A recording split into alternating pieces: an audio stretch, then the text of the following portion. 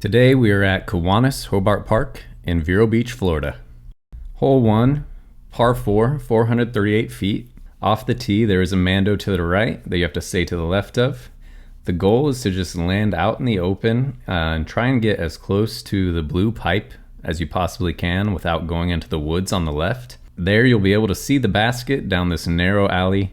Well protected green. If you throw it off to the side, you just want to come in nice and straight. Hole 2, par 3, 199 feet. Very straightforward but fun hole. You just want to throw it straight as you can and just land just short of the pipe to give yourself a look at the basket. A lot of people land to the left or right and you've got nothing. Hole 3, par 3, 192 feet.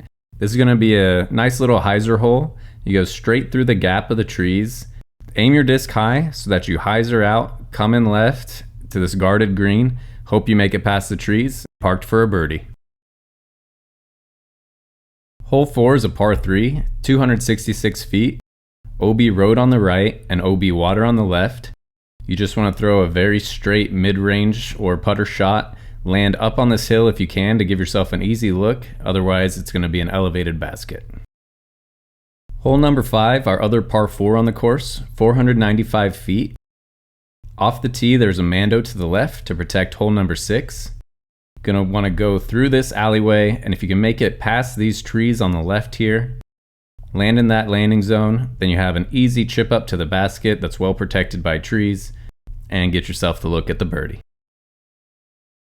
Hole number 6 is a par 3, 303 feet with a double mando. First we have to make it left of the mando here, and then right of the mando here.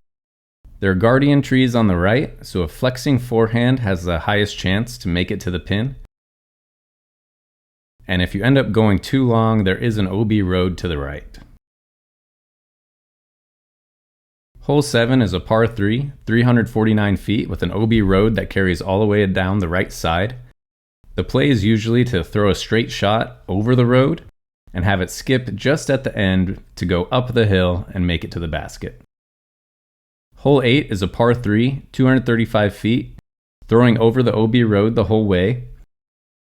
The thing to look out for in this hole is if you miss these trees guarding the basket, there is OB water on the left. You want to make sure you land just short. Hole 9, par 3, 385 feet. This is probably the most difficult hole on the course. There's this open fairway off to the right, but the basket is far off to the left. In a perfect shot, you're trying to reach these two trees, go right through them, and then get a big skip towards the basket.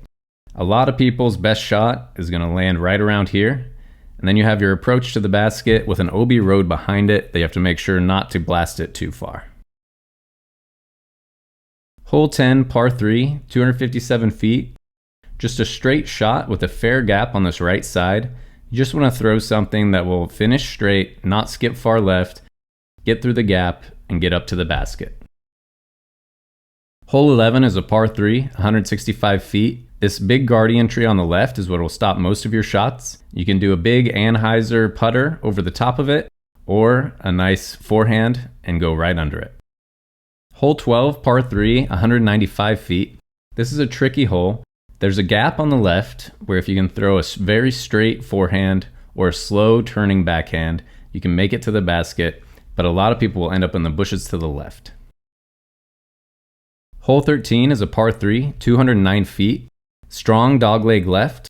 You have this open gap right through the middle, and then you have to get around this tree and over to the basket directly 90 degrees to your left.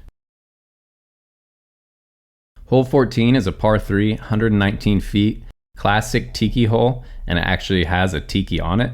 You just got to throw your straightest shot you can. It's really nice to just play it into the ground and let it slide right up to the pin. Hole 15 is a par 3, 122 feet. They've cleaned up the hole a little bit, so there's a bit of a gap here to just shoot straight up the middle, make it past this tree in the middle of the fairway, and then you've got a little bit of a backstop that'll keep you inside the circle. Hole 16, par 3, 195 feet. The best play for this hole is a nice forehand that's going to fly right over these bushes. You're going to have to get lucky and get through all of these trees in this row. But if you do, you'll get a nice skip right up to the pin that's well protected. Hole 17 is a par 3, 173 feet, with a Mando on the left. There's a fairway off to the right, but it's very hard to get to. So most people are going to be going through the trees in the center here and hoping that you just get past them.